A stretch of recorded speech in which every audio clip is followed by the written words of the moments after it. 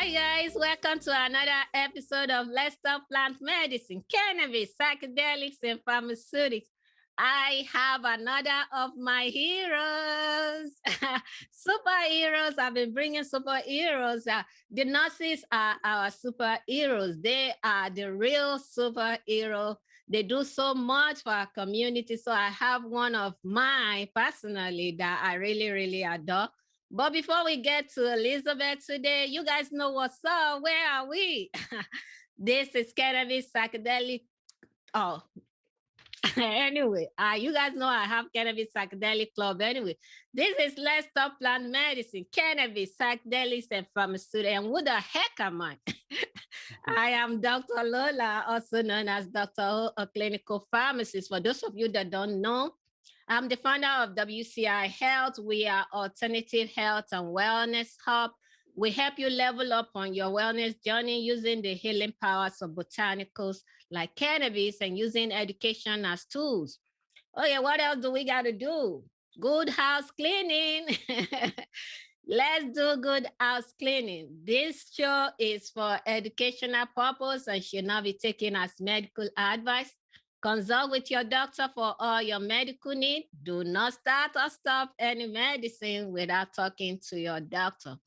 And finally, without our sponsor, we are just not going to be able to do this show. So I want to say thank you to our sponsor. The show is sponsored by WCI Health, your alternative health and wellness hub. They are the makers of Glows and Glows Beauty, and their new product, the Relief Roll-On with Emu Oil, is out of this world, is off the charts. You need to go check it out, wci-health.com. Other than that, I want to say thank you to you. Yes, you supporting Healthy Cost Wealth, and you are supporting us on Patreon. You are indirectly supporting this show. We really do appreciate you. So that's that. What else have you? There you are. A Pharmacist's Guide to Cannabis, Perspective of a Non-Conforming Clinician. If you are yet to get your copy, it's flying off the shelf. Go grab it. And also, this time that we are recording, I don't know when you guys are watching this, but if you are watching it around Thanksgiving time or around Christmas, this is holiday time we are recording this. So we have our holiday promotion on the website. Goodies. Go grab your stuff, wci-health.com, or slide in my DM at WCI Health 19 on IG. Having said that, allow me to welcome Elisabeth Mack. Thank you, Elisabeth. Great to see you today. Well, thank you. It's a pleasure to be here, and thank you for the invitation. It's great to see you again. Folks, for those of you that don't know Elisabeth is the founder of Holistic Caring. They work in partnership with the Green Nurse. She is a certified nurse practitioner. Apart from that, this woman, she got so many accolades. I cannot say it all. She is a member of LA NOMS. She is a member of California Cannabis Chambers of Commerce.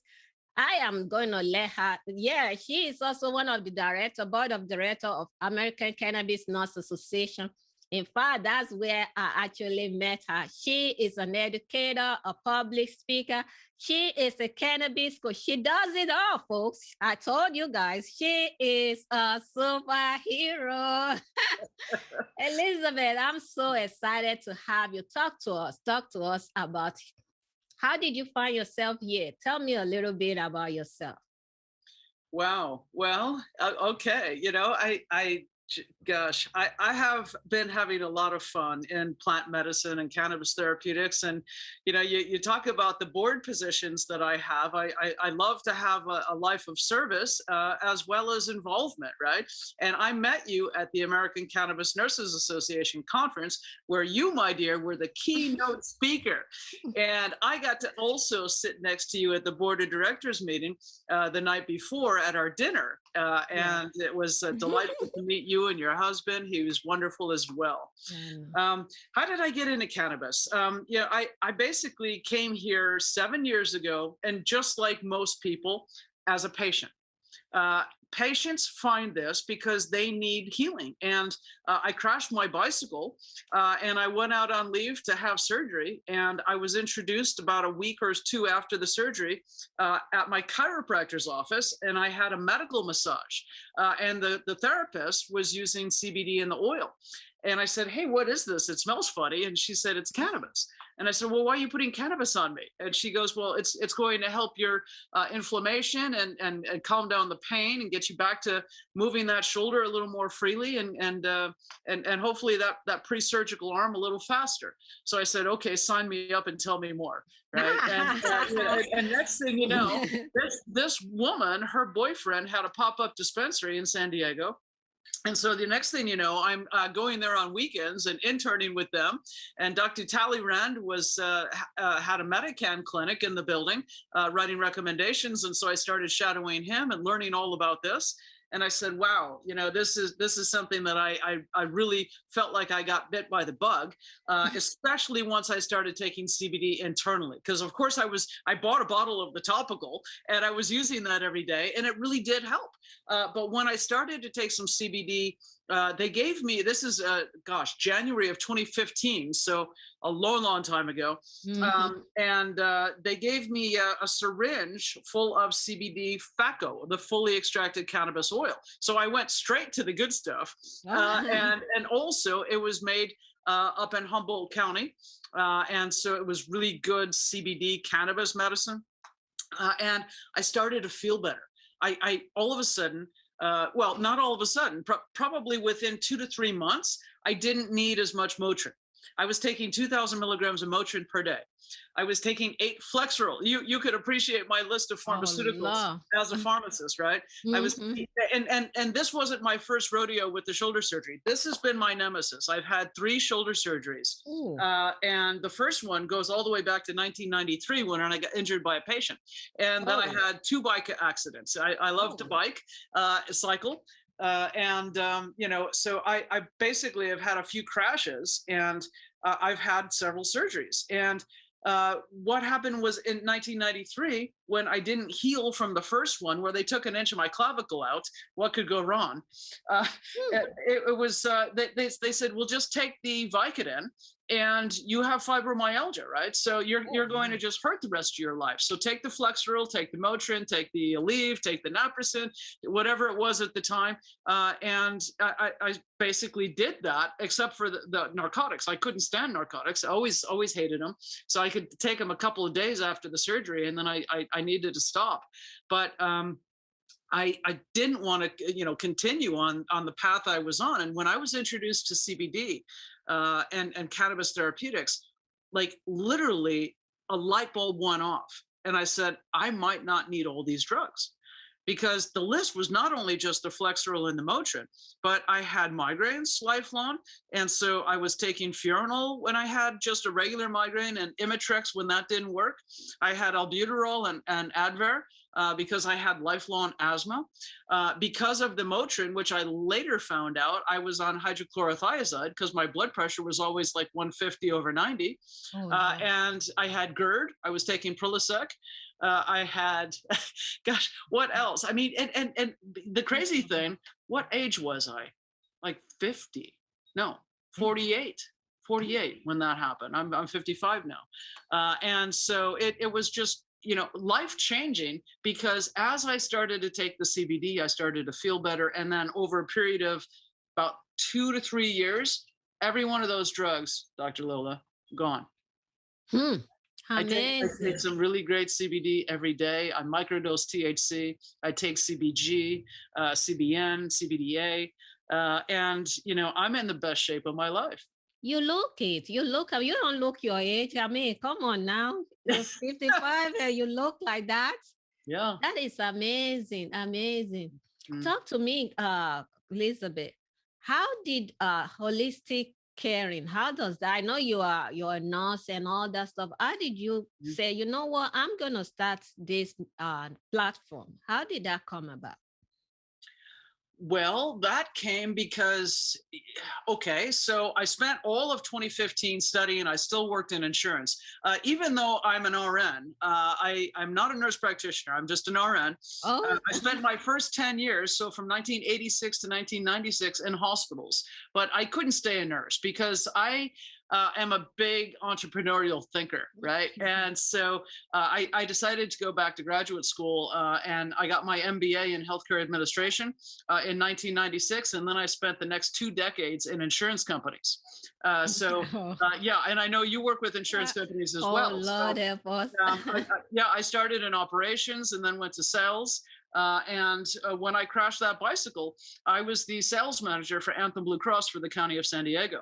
And so I basically managed the broker distribution of all the employee benefits, medical, dental, life, vision. That's what I was doing. And when I started to take CBD and cannabis medicines, I started a network into the community in San Diego. And I ended up going to meetups. And then I was introduced to Women Grow, which was brand new. And I joined the San Diego chapter. And next thing you know, I went to Denver a couple of months after that. And I went to a national conference of Women Grow. And I found that people are making medicines, people are selling medicines, but nobody's interpreting that for patients and how to sit down and clinically use this. And as I was healing myself, I studied everything. Oh my goodness. When I went home for that therapeutic massage, I stopped at the library and I said, I want to get a book on cannabis and see if she's making this up, right? And next thing you know, I read that entire book, and then I was at the library all the time getting everything that they had. And then there was all of these online journals, and I discovered Ethan Russo, and I started to follow him and Dustin Sulak, and United Patients Group and Patients Out of Time. And I devoured everything I could find online. And so I just became, and I have a little bit of a photographic memory, right? And so everything just stuck with me. And I started to talk to people, and they're like, you should do this. And I'm like, you're right. Because like I said, nobody's interpreting this for patients. And I said, okay, I haven't been a nurse since 1996, but I'm going to put that hat back on and see patients and really help them with this. So I started my own practice, Holistic Caring, in the January of 2016. And I've had that open ever since. And it's evolved quite a bit since I hung out my shingle and started to see some of the older patients in my neighborhood in San Diego, you know? That is amazing. Have you always been like a decisive person? Like you would just say, oh, let's go, let's do this Yes. kind of person. Well, yeah, I mean, here's the thing. Because some people, it will take forever for them to even make a decision. Suddenly you are at the chiropractor and they're doing this and you're like, okay, what's up with this? And they're like, okay, this is it. And I'm like, okay, deal me in. Mm-hmm. Well, you know what? Here's the other thing. In order to get that context, let's go back to the insurance companies, right? So who really likes the insurance companies? And when I crashed my bike that last time, I was really disillusioned and had a moral objection to what I was doing every day.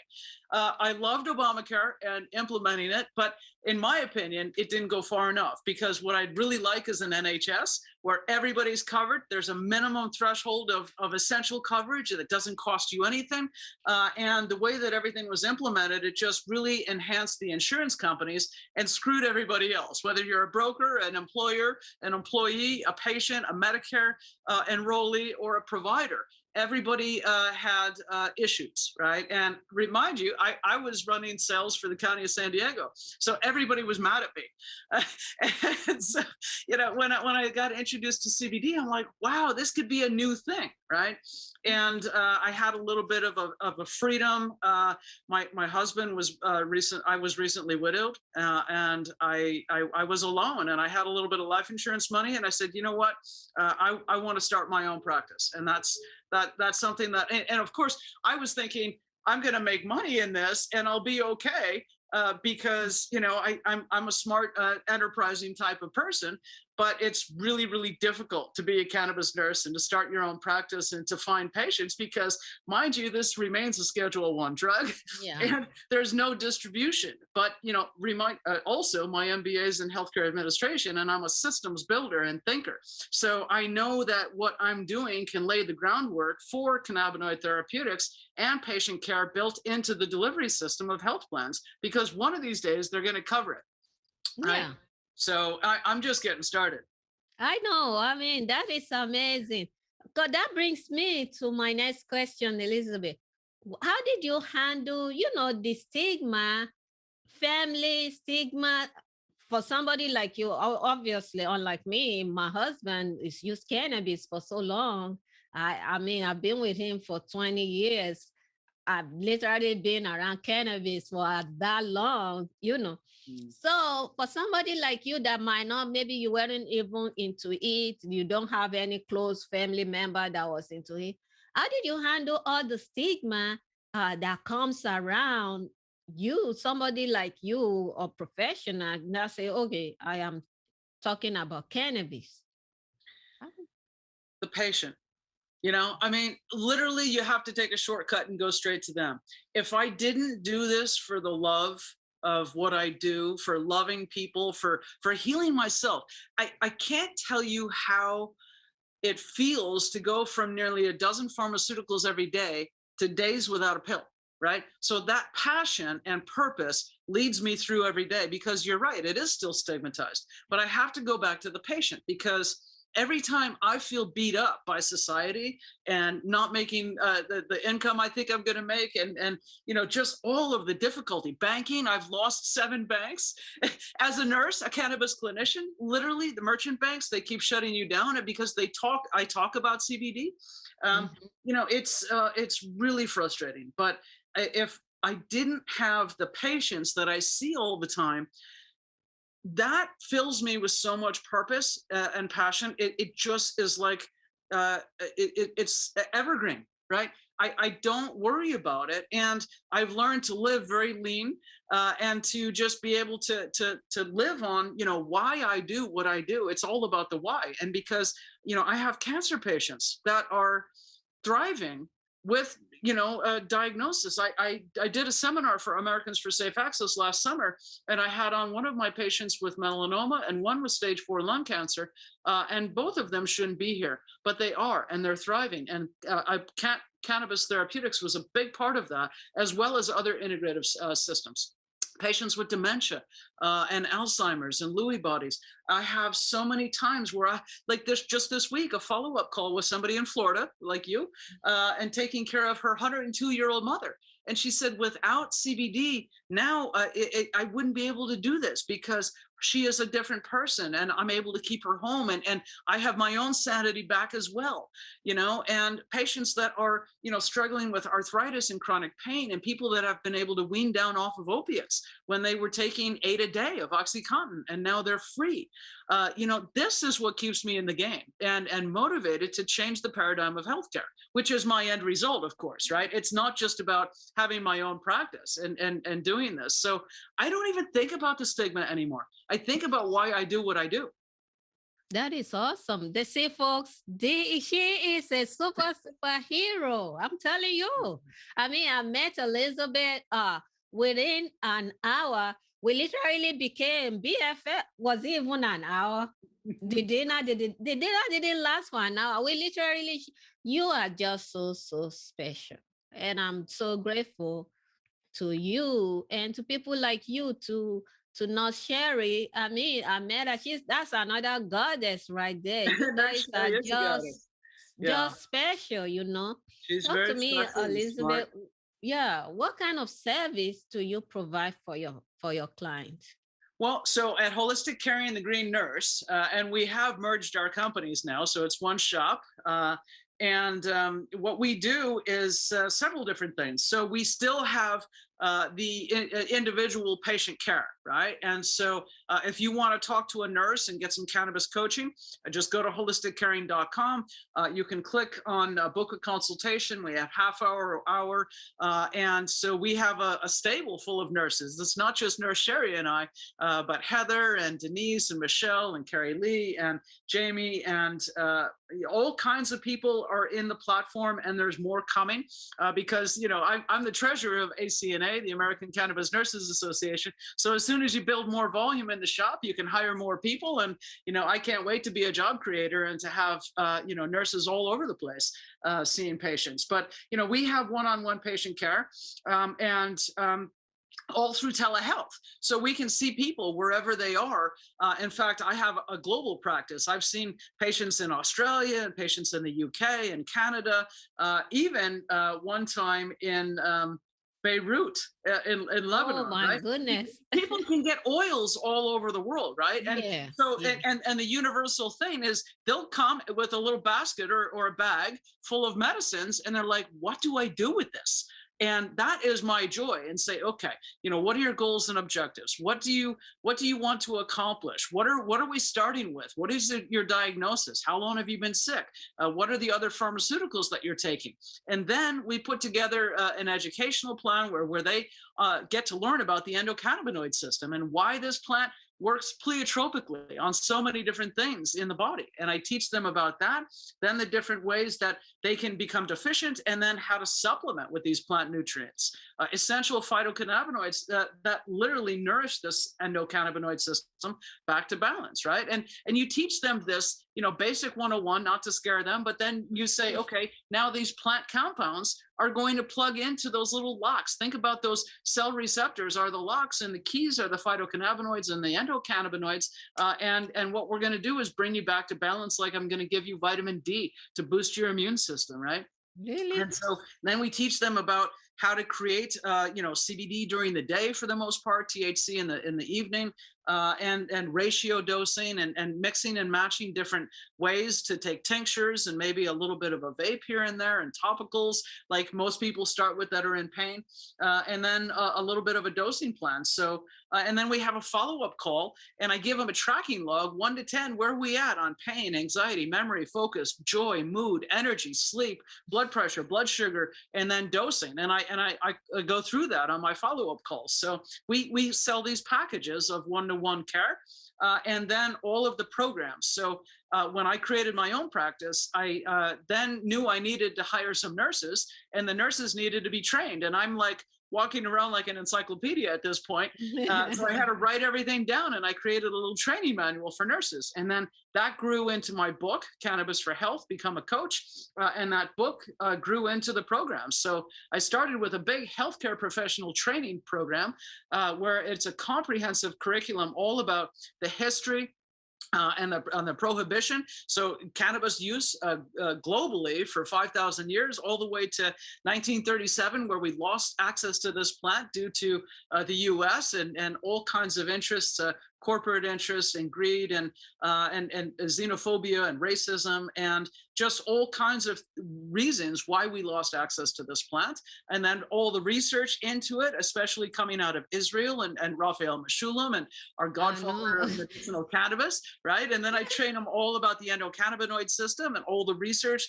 And then we talk about the different phytocannabinoids and how they can bring us back into balance, as well as terpenes and then extraction methods and how we make these plant medicines, and then all of the different products. That's all module 1. And then module 2 goes into all the different conditions that we treat. So pediatrics, geriatrics, midlife, and then, you know, how do we use it for epilepsy, autism, ADD, neurodegenerative diseases, Parkinson's, Alzheimer's, MS. Then cancer, and palliative versus curative, and then chronic pain, and weaning down off opiates, and inflammation, metabolic syndrome, cardiovascular issues, autoimmune conditions, and then how to live holistically and add plant medicine and other functional medicine things, because it's not just about the plant. It's all about how do we use this plant as a facilitator to greater health promotion, and what do we need to do that. So that's all module 2. And then module 3 is what is the business of cannabis medicine? How do I get involved? What's the difference between medicine and coaching? Because it's very different. And I want people to change their lens at how to approach this. And then what is advocacy? And how do I become an advocate as opposed to just a clinician? And why do I need to understand advocacy? Because, we're not there yet, right? And then how to hang out your own shingle, because basically I wrote all of these programs for nurses initially, but and then think about somebody that is like me, a 50-year-old nurse that's I've been in the hospital for 25 years, and I want to do something else for the next 10, 20 years of my life, right? Where I can have my own business and run my own shop. How do I do that? How do I start a business? What do I need, right? So I teach them all of that. So that's all of module 3. That's basically your MBA being incorporated into this whole 9 yard. Well, I mean, I stole a page from the playbook of Warner Pacific, because one of the insurance conglomerates that I worked for was a general agency. And what the general agency did was they pooled all of the other insurance carriers. So there was some Health Net, United Health, and Blue Cross and Blue Shield, and all of these, right? And so we would basically represent all of these carriers and take that to the broker and then help them facilitate commerce and as a consultant. And we were the smartest people in the room, and we were always connected. So that's kind of what I've created here, where I teach them all of the 411, the carrier 411, about all of the not insurance companies, but cannabinoids and things that they need to know to interface with the industry. Because, the cannabis industry is not for the faint of heart, right? It has been a little bit rough, but, I was born and raised in Chicago, so it doesn't bother me. And so basically what I've tried to do is pull together everything that somebody could possibly need and deliver it to them in a package that's affordable and, something that they can take off the shelf and learn. And, my big healthcare professional licensing program also has a toolkit. And in the toolkit, it gives them all of the forms and things that they're going to need, assessments, disclosures, waiver of liability, and then all of the patient teaching. So everything in my course, I've dialed down into a handout. It's like a business in a bag. It's a business in a box. I've called it that all the time, right? Yeah, and even the care plan with the functional medicine stuff all built in, as well as the research library. And all they have to do is change the top 3 dosing recommendations that they think that patient should start with. Everything else is done for them. Even community 101 presentations for them to go and present in their neighborhoods, so they can be the hero there, right? That is crazy. I've been busy. That is so awesome. It's a business in a box. And I mean, who wouldn't want to sign up for that? You already got you've done everything, all the not so cool stuff for them. They just take it and run with it. That's awesome. Yeah, and all nurses, right? So I became a sponsor for ACNA. So if you go to cannabisnurses.org, you can sign up through the ACNA and enter ACNA 10 at checkout, and you get 10% off. And we're going to continue to sponsor and do good things with ACNA as well to pay it forward, and hopefully help a lot of nurses to be able to change the paradigm for patients, because it all goes back to the patients, right? Yeah. Nurse Sherri, talk about her. She has a slogan called, "What does it mean to be high?" Right? H. What is H? We have to start with hope. Hope leads to some inspiration. Inspiration is from God, right? And we believe plants come from God. And, it's like we get hope to become inspired to grow. G is for growth. We want to grow. We're not just going to survive what we've been through. We're going to have post-trauma growth. And people that have been sick for a long time, and everybody in America with a chronic condition has some trauma, and we want to help them grow back into healing. So hope, inspiration, growth, and healing. What does it mean to really be healing? And to really take what people have people told me I was going to have fibromyalgia and be sick for the rest of my life. And look at me, right? I'm in the best shape of my life. And it's because of plant medicine. It's certainly not the pharmaceuticals. And because I'm using the plant, I got into meditation, I got into nutrition, I got into exercise and being able to get stronger, right? This is what we want to teach everybody about what it truly means to be high, because it is about hope, inspiration, growth, and healing. It's not about, I am sick, I am my condition, I am this list of meds. No, none of that stuff is what we should be teaching patients globally, not just in America. We should be teaching them they have agency, and this plant can nourish their body back to balance so that then they can start to take ownership of their mind, body, spirit, and to really heal. Awesome. Good stuff, Ben. We're still here, folks, with nurse Elisabeth Mack. She is the founder of Holistic Caring. And Elisabeth, let me go back to you. Tell us about the importance of the medical door in the cannabis industry. What does that even mean? Oh, that's a good one. So I call it the medical door because, in San Diego, I basically knocked on the door of every dispensary in the county saying, I would like to partner with you. You have patients that need clinicians. You need nursing guidance. I'll do small groups. I'll teach them. And, how many dispensaries put their hand up and say, I want to do this? And it's frustrating because you have to understand this is the Wild West out there. It's a very profitable industry for the dispensary owners. But there are limitations as well, something called 280E, where they can't deduct normal business expenses. And it's something where, they try to do business at the lowest possible cost. And they're not building in patient education, except from the brands where they get the little infographic about why their medicine works and how to take it, right? But the patients really need somebody to sit down and explain it all to them. And the medical door is something that I have been trying to get dispensaries to adopt, where they have two doors, right? One for recreation, one for medical. And that's how the licenses are set up. But how many people truly build the medical door where there is patient delivery systems of integrated care on how to really use this therapeutically, how to use it to improve their health and well-being, how to use it together with pharmaceuticals and to stay safe, to mind interactions and spacing and what is this and do I take it with food, do I not, when do I take CBD, when do I take THC, how do I take it for sleep, how do I, et cetera, right? So the medical door is where that patient is given everything that they need to do this. And it doesn't yet exist because mainly that recreational door is where, these dispensary owners are shooting fish in a barrel, right? People just walk in, they're like, okay, give me my eighth, give me some edibles, give me that little beverage, and then I'm gonna walk right out. And it's a 5-minute transaction at the most.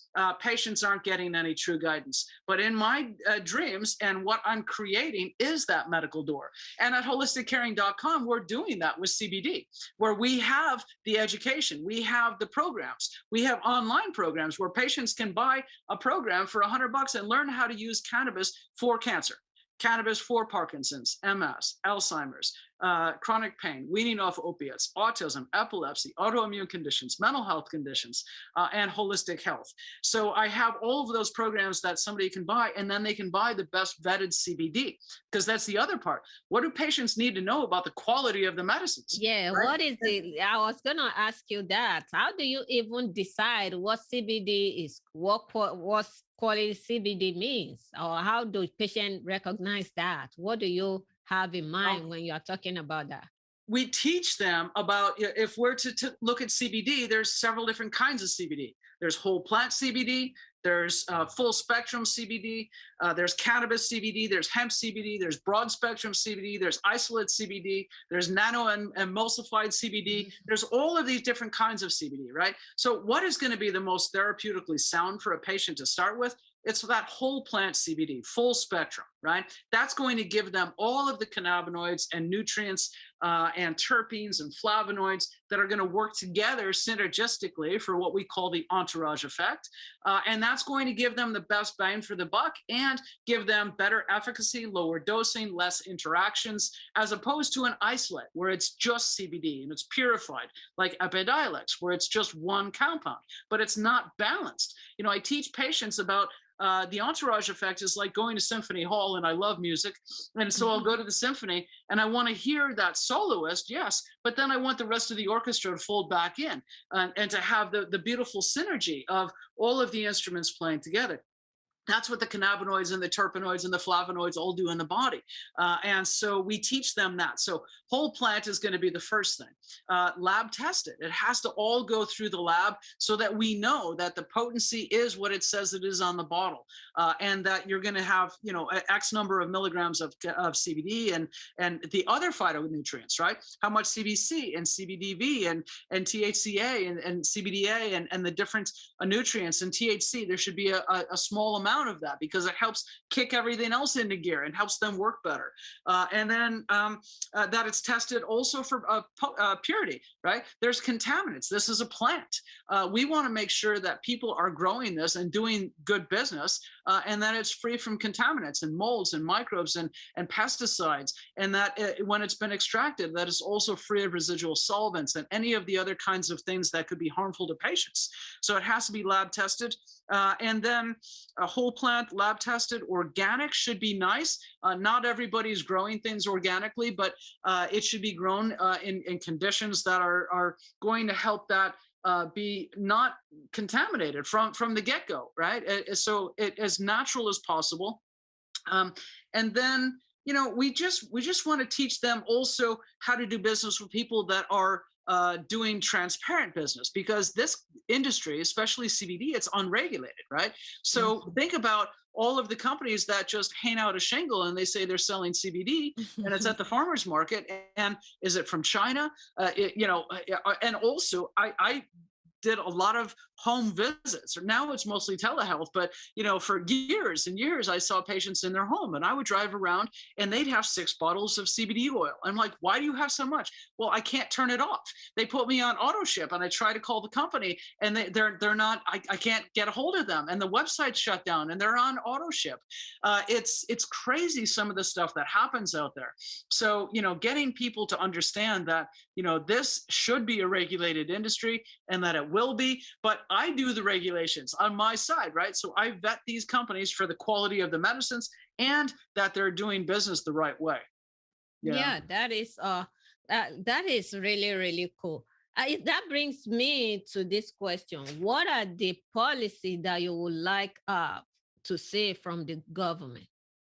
The U.S. government or global governments? Well, I mean, we got to start. Charity begins at home, like in U.S. government. Because see, at the end of the day, everybody follows United States. Yeah. I mean, some countries are beginning to take initiative and go, especially in the cannabis space, when we are refusing to move. Others are beginning to say, okay, we're going to keep moving if you people. But predominantly, when you look at the world, most countries follow United States. So what policy change do you think our government, and I also want you to woven that into the diversity and the inclusion topic, because right now in Colorado, the governor is, there's this program that they have whereby if you are from a minority, you can get I don't know whether it's license or whatever they call it, but you can get this permit to get a cannabis lounge type of, kind of like the program they have with when we went to Vegas with Planet 13. They got that stuff in 2019. They had that stuff going on. They were still planning it then, where you have, consumption lounge. So when you have that, I am thinking, okay, fine. You're giving the minority consumption license, but where is the money for them to develop this stuff? Are they going to get a loan? So if folks don't, folks don't have, okay, maybe you are able to scrabble around and get 2,000 or whatever amount you are charging for this license, and folks don't have the money to develop the lounge, then they end up selling it to the big folks that got the money. Yeah. What help does that help minority folks? Yeah, so what you're referencing is social equity programs and Yes. favoritism in licensing because minority folks have been the ones that have been most harmed by the war on drugs. Going back to 1970 when Richard Nixon put together the Controlled Substance Act and they started locking people up for cannabis and other drugs. Who was getting locked up the most? Is it white kids? No, Black and brown kids, right? And so now they're saying that should be where we put the people that have been most harmed at the front of the line so that they can get access to the licenses because this is the green rush, right? How do we get people that have been disadvantaged to get social equity and to be able to get a leg up? And it's not just consumption lounges, but all kinds of licensing and owning dispensaries and brands and making medicines and processing and labs and all of that, right? So it's not necessarily happening though. If you were talking about Vegas and MJ BizCon, I was there last month. And everybody in the room is for the most part white men that are running hedge funds. That is who is getting into this. They're not giving the favoritism that they said. And it's just sad because I'm looking at and I know they're gonna move it. California probably already have it. I know you move away from California just a little bit. I think you're a Californian girl. You're gonna be back. I'm going back to California. Yeah, I'm director of health for Los Angeles NORML, and NORML is the National Organization for the Reform of Marijuana Laws. And through my NORML work, there are LA NORML. We have lots of people that are from law firms and social equity companies that are working to help minorities to be able to get equity in licensing applications, to be able to go through the process with help, and they're giving grants. So California has millions of dollars in grants that are going directly into these social equity programs to help people with the licensing applications and putting together the portfolio, raising money, getting the loans to be able to develop a business. So it is happening. It will happen, but there's a lot of it's not as smooth sailing as we hope, and the whole East Shoreboard, there's, New York, New Jersey, Pennsylvania, all of these places say that they're doing these things. I don't know how much is really playing forward, but just sign up for alerts from normal.org where you're getting the national news. And there's something that comes out every day or two that is talking about a plethora of different things, cannabis science and therapeutics and cannabis medicine, but also licensing, laws, policy, talk about policy. What policies do we want to change? There's numerous policies on social equity and licensing, on health, and bringing this into medicine and getting doctors and nurses to be able to get educated so that healthcare practitioners are not part of the problem, they're part of the solution, and they are able to guide patients with even just minimum essential knowledge on how this works as a medicine, and to be educated about when somebody comes in and says they're using cannabis, don't automatically say, oh, you're drug abuse, right? That's literally how they're still thinking. And then think about some of the kids that are very sick, pediatric cancers and seizure disorders and autism and ADHD and severe issues and tics and pandas and all of this stuff. Imagine a kid now goes into the hospital and the parents have a liability that the Child Protective Services can come, CPS can take away their kids because they're giving them drugs, right? This is the policy. I get crazy when I think about this. It is, right? It is. I'm so glad I brought that topic with you because you being a member of NORMS, at least you know where the concern of minorities are. That, okay, yes, you give us this license, you put us in the front, but where is the money for us to develop it? If we don't have the money, what is like nothing, I really, I'm glad I brought up that question. Yeah, one more thing on that. Yes. So some of the laws that are pending. So in the Senate, in the House, there are so many bills. There's the MORE Act, but there was something teed up by the Republicans just last week that has some social equity provisions, not as far as Senators Schumer and Booker that are really trying to get much more into the package. It's probably a little too progressive for the Republicans to be able to handle.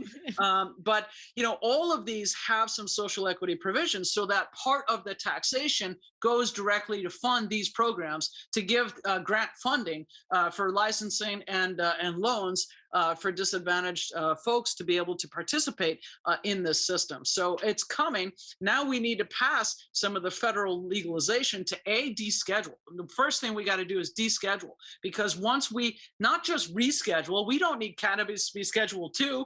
And you can plant. It's like the spinach.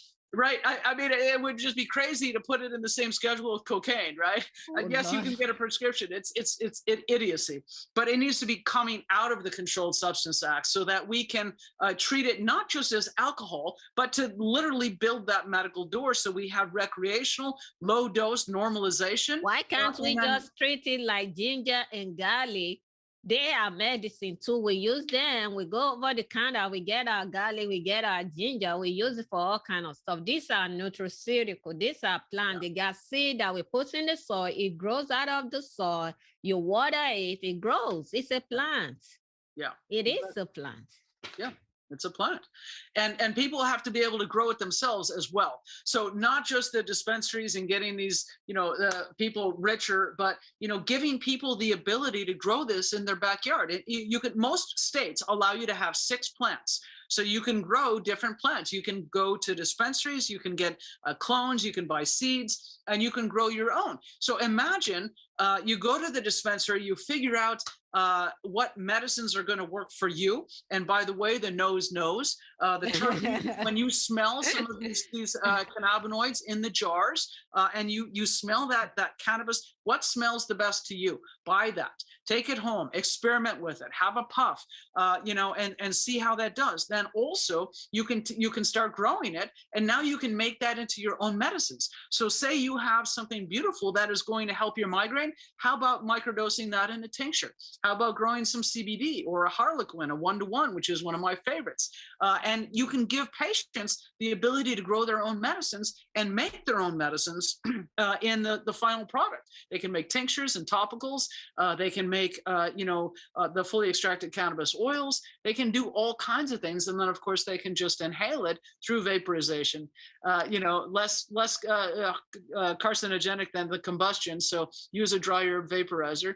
But, it's a lot of fun. I can't even imagine. We're just scratching the surface on all of this. But every patient should be able to grow at home. This is so dope, folks. I can talk to you forever. I can just stay here and talk with you. I got to bring this powerhouse back.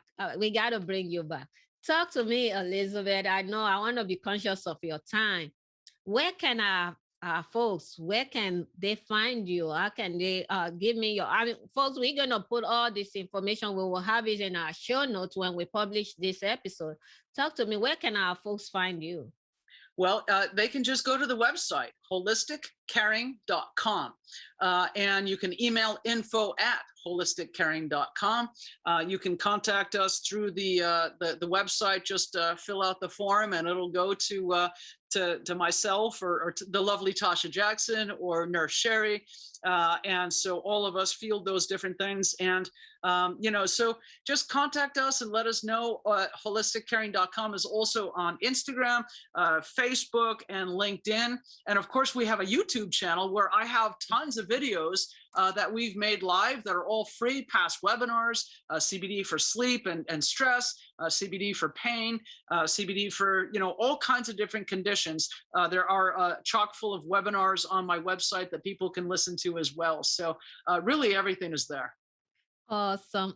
And before I let you go, this is a Thanksgiving. We are recording this episode during the Thanksgiving. Next week is Thanksgiving week.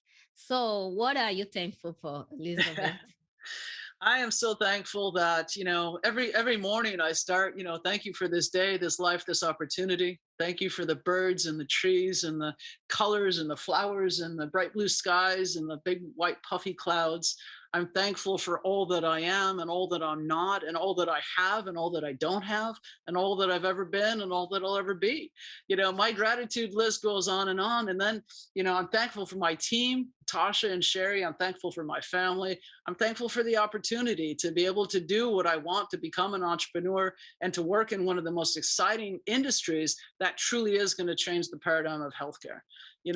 I'm just excited about all of these things, and I'm just grateful for every single thing. And I'm grateful for you. I'm grateful for the invitation to come on to this show and to help you to talk about plant medicine and all of the good things that you're going to do with this as well.